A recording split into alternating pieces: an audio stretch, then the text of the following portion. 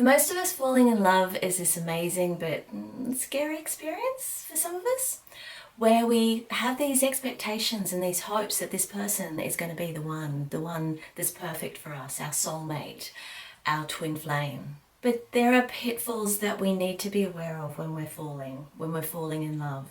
Despite all the flowers and fun and sex and bliss.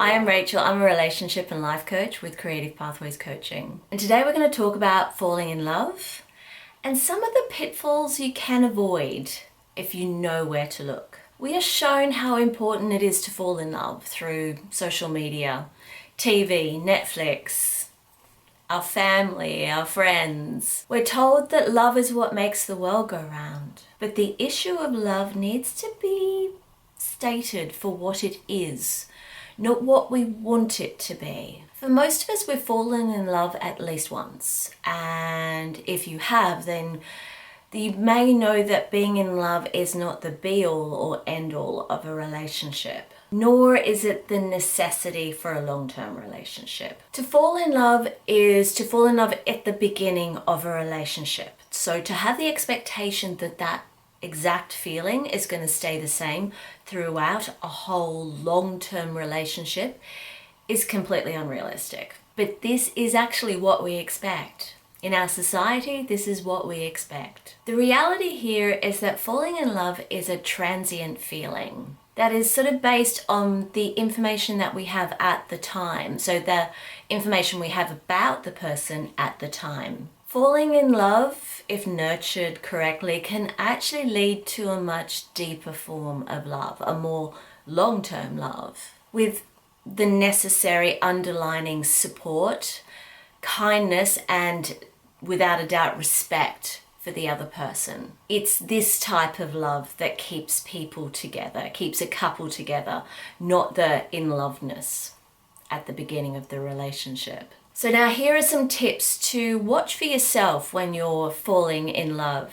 So make sure that you stay till the end, because I'm going to be talking about at the end one of the most important factors you need to consider when you are falling in love and what you need to know about that. So let's begin. Number 1, vulnerability. When we fall in love, deeper feelings are involved, which can make us actually feel insecure and vulnerable. There are many people out there that find falling in love the most scariest thing to do from their point of view, and because of this. And it can be for this reason that that person then opts out of the connection or becomes distant from the other person because they don't know how to deal with that fear. You need to be aware of this when you are falling in love with someone, because you may be falling in love with someone like that. So as a result, you might get hurt because of it.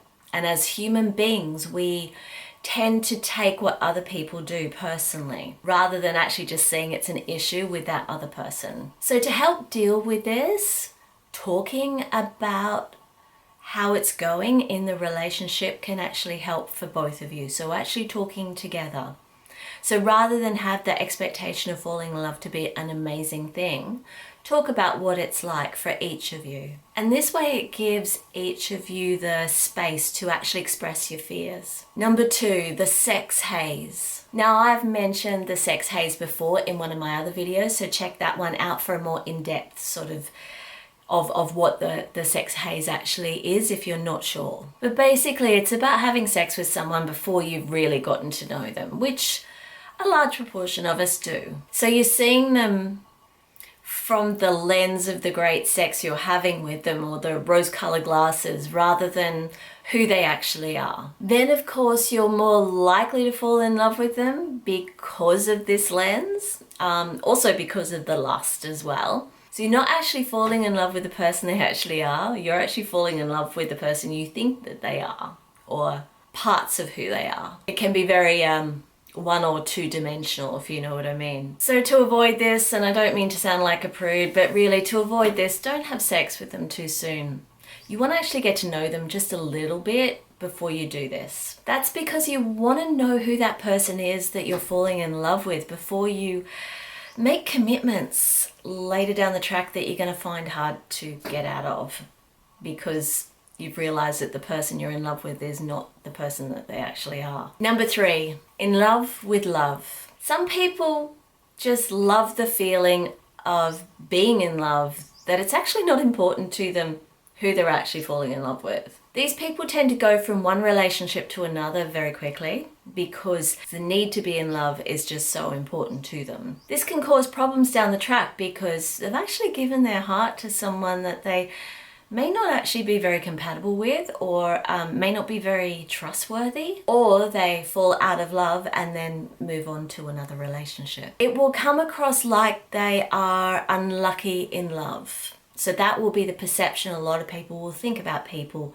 who fall in love for the sake of being in love. You see, they confuse that feeling of love for something deeper because of their own insecurities and their need for comfort. Number 4, wanting a relationship. This one can tie in with the previous one in that they just want to feel loved and they just want someone who's there with them. And of course, who that person is secondary, really. If this is you, it's good to become aware that you're doing this. So then you then have the capacity to change this and to understand that you're not seeking anything deeper, that what you're seeking is actually quite superficial and not long-lasting, not the long-lasting love that you actually do want. Also as well, if you're someone who has been with people like that, the best way to avoid this in future is to actually not get involved with people who have just left a previous relationship. That can be a sign. If someone has just left a relationship and is willing to start another one, it may be that they have the previous tip, which is, just being in love with being in love rather than with you. Plus, you also don't want to be the rebound in a relationship. It's not nice, and it's actually really quite painful. Number 5, expectations. So as you get to know the person that you're in love with, you get to see their expectations of you, and then you get to see how they respond to your expectations of them. But this takes a while, so when you fall in love with someone straight away and you start making decisions like moving in and that sort of stuff, sometimes these decisions aren't always the most wisest decision because we actually don't have at that time a very clear understanding of their expectations of us, and they don't know a clear, an idea of how we're going to expect them to be.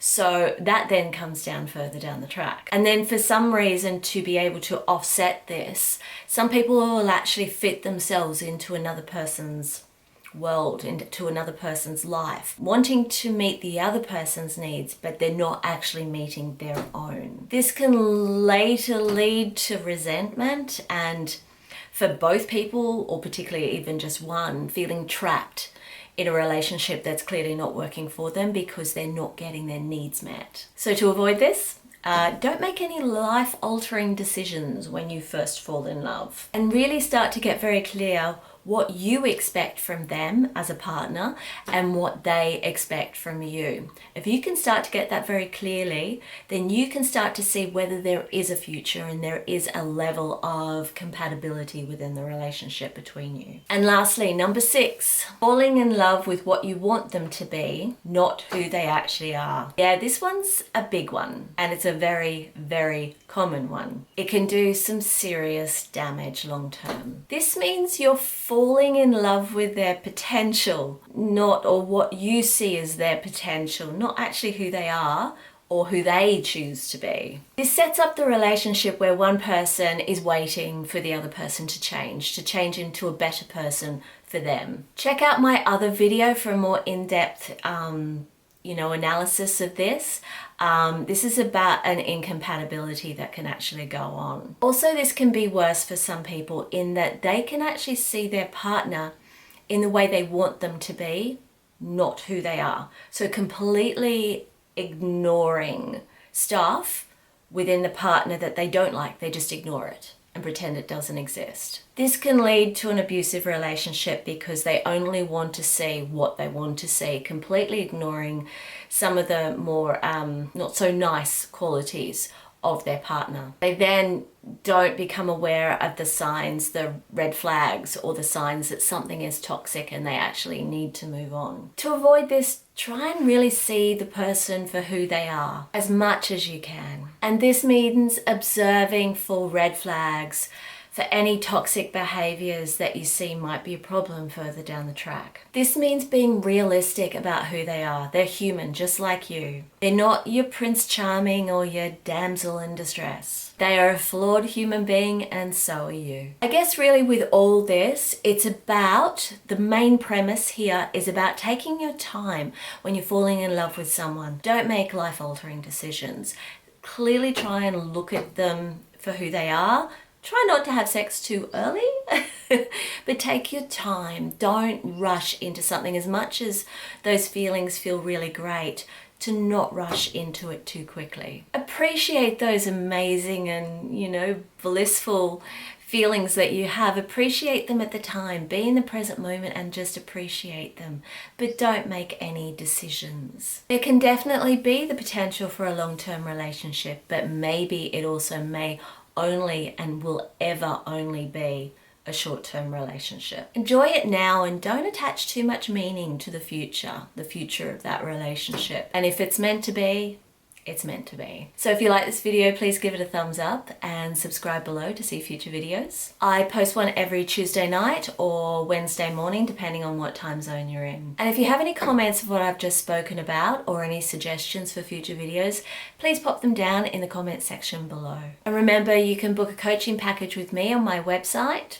You can also check out some coaching resources there as well. And subscribe to Creative Pathways Coaching Instagram and Facebook. The links are down below in the description. And I will catch you in the next one. Cheers.